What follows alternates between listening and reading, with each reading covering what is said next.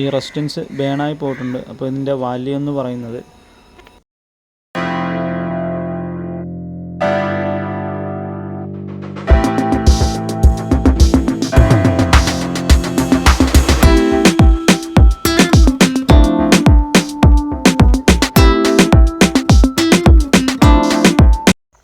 സുഹൃത്തുക്കളെ, അപ്പോൾ ഇന്ന് നമ്മൾ നോക്കുന്നത് ഒരു CRT TV.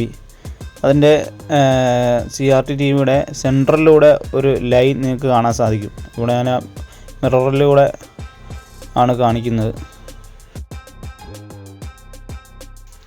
അപ്പോൾ നമുക്കിത് ശരിയാക്കുന്നതിന് മുമ്പായിട്ട് ഇത് എന്തുകൊണ്ടാണ്, ഏത് ലൈൻ പോകുമ്പോഴാണ് ഇത് ഉണ്ടാകുന്നത് നമുക്ക് നോക്കാം. ഈ കാണുന്ന റെഡ് ലൈൻ ഇത് ഹൊറിസോണ്ടൽ സെക്ഷനിൽ പെട്ടാണ്. ഇത് നേരെ നമ്മുടെ ഡിഫ്ലക്ഷൻ കോയിലിലേക്ക് പോകുന്ന ലൈനാണ്. അതുപോലെ തന്നെ ഇപ്പുറത്തെ ഒരു നീല, അതും ഹൊറിസോണ്ടലാണ്. 2 ലൈൻ ഹൊറിസോണ്ടലും 2 വയർ വെർട്ടിക്കലുമാണ്. അതായത് കറുപ്പും വെള്ളയും വെർട്ടിക്കൽ ലൈനാണ്. നീലയും അതുപോലെ തന്നെ ഇപ്പുറത്ത് കാണുന്ന റെഡും ഹൊറിസോണ്ടൽ ലൈനാണ്. ഈ കാണുന്ന റെഡ് അതുപോലെ തന്നെ നേരത്തെ കാണിച്ച നീല, അത് രണ്ടും ഹൊറിസോണ്ടൽ ലൈനാണ്. ഇത് രണ്ടിലേതെങ്കിലും ഹൊറിസോണ്ടലിൽ ഈ ചുവപ്പും ഈ നീലയും, അതായത് യോക്കിൻ്റെ ഈ ഡിഫ്ലക്ഷൻ കോയിലിൻ്റെ മുമ്പിൽ കാണുന്ന കറുപ്പും വെള്ളയും വെർട്ടിക്കലും, അതുപോലെ തന്നെ ബാക്കിൽ കാണുന്ന റെഡും നീലയും ഹൊറിസോണ്ടലുമാണ്. അപ്പോൾ ഈ ഹൊറിസോണ്ടലിലുള്ള ഈ നീലയോ അതുപോലെ തന്നെ റെഡോ ഇല്ലാതെ വരുമ്പോഴാണ് നടുക്ക് ലൈൻ വരുന്നത്. അപ്പോൾ എന്തുകൊണ്ടാണ് അത്, ഏത് സ്പെയർ ആയിരിക്കും പോയെന്ന് നമുക്ക് നോക്കാം. അപ്പോൾ അതിനു മുമ്പ് ഇതിൻ്റെ കണക്ഷനൊക്കെ നമുക്കൊന്ന് ചെക്ക് ചെയ്യാം. അപ്പോൾ നീലയിലേക്ക് ഞാൻ മീറ്ററിൻ്റെ പ്രോബ് കണക്ട് ചെയ്തു. എന്നിട്ട് നമ്മുടെ ഡിഫ്ലക്ഷൻ കോയിലിലേക്ക് അതിൻ്റെ കണ്ടിന്യൂറ്റി കിട്ടുന്നുണ്ടോ എന്ന് നമുക്ക് നോക്കാം.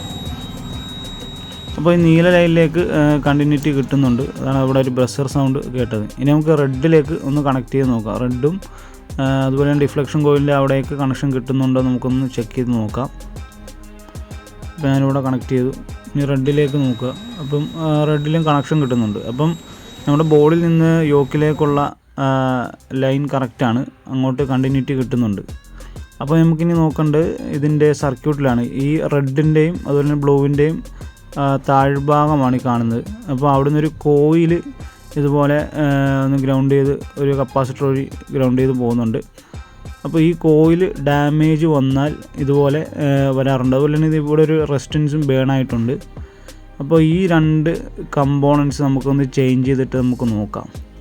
അപ്പോൾ ഇതൊന്ന് ചെക്ക് ചെയ്യണം. ഈ കോയിൽ ഓപ്പൺ ആണോ അല്ലേ എന്ന് നമുക്കൊന്ന് ചെക്ക് ചെയ്ത് നോക്കണം. അപ്പോൾ നമുക്കൊന്ന് ഇതൊന്ന് ഊരി ചെക്ക് ചെയ്യാം. ഇപ്പോൾ എന്ത് പോയതാണ് ഇവിടെ നോക്കുന്നത്. ഇപ്പോൾ കണ്ടിന്യൂറ്റി ഒന്നും കാണിക്കുന്നില്ല, യാതൊരുവിധ അനക്കവും മീറ്ററിൽ കാണുന്നില്ല. അപ്പോൾ ഈ കോയിൽ ഓപ്പണാണ്.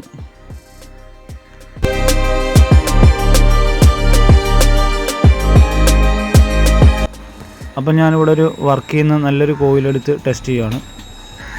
അപ്പോൾ ഈ കോയിലിൽ ഇതുപോലെ കാണിക്കുന്നുണ്ട്, ഇത് ഓപ്പണല്ല, നല്ല കോയിലാണ്.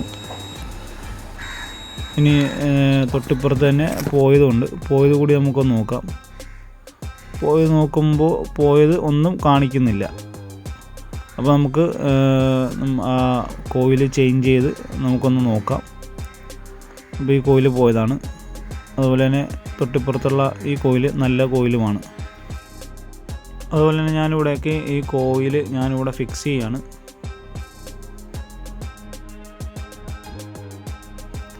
ഇനി നമുക്ക് ഇതിൻ്റെ റെസിസ്റ്റൻസ് നോക്കാം. ഈ റെസിസ്റ്റൻസ് ബേണായി പോയിട്ടുണ്ട്. ഇതിൻ്റെ വാല്യൂ, അപ്പോൾ ഈ റെസിസ്റ്റൻസിൻ്റെ വാല്യൂ എന്ന് പറയുന്നത് 1K ആണ്. 1K ഹാഫ് വാട്ട് റെസിസ്റ്റൻസ് ആണ്. അപ്പോൾ അതുകൂടി കോയിലിനോട് ക്രോസ് ചെയ്താണ് ഈ റെസിസ്റ്റൻസ് വരുന്നത്. സർക്യൂട്ട് നോക്കുമ്പോൾ നിങ്ങൾക്ക് മനസ്സിലാവും.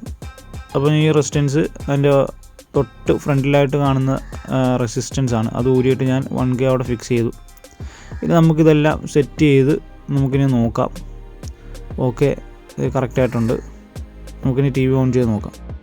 ഓക്കെ, അപ്പോൾ ഇവിടെ ഫുൾ പിക്ചർ വന്നിട്ടുണ്ട്. ഇപ്പോൾ നമ്മുടെ ചെക്ക് ചെയ്യുന്ന ട്യൂബാണിത്. ഇനി കസ്റ്റമറുടെ ട്യൂബിൽ നമുക്കിത് കണക്ട് ചെയ്തിട്ട് നമുക്ക് നോക്കാം. അപ്പോൾ ഓക്കെ, പടം എല്ലാം വന്നിട്ടുണ്ട്, റെഡി ആയിട്ടുണ്ട്. അപ്പോൾ ഇത് ക്ലിയർ ആയിട്ടുണ്ട്. അപ്പോൾ ഇതായിരിക്കുന്നു ഇതിൻ്റെ കംപ്ലൈൻറ്റ്.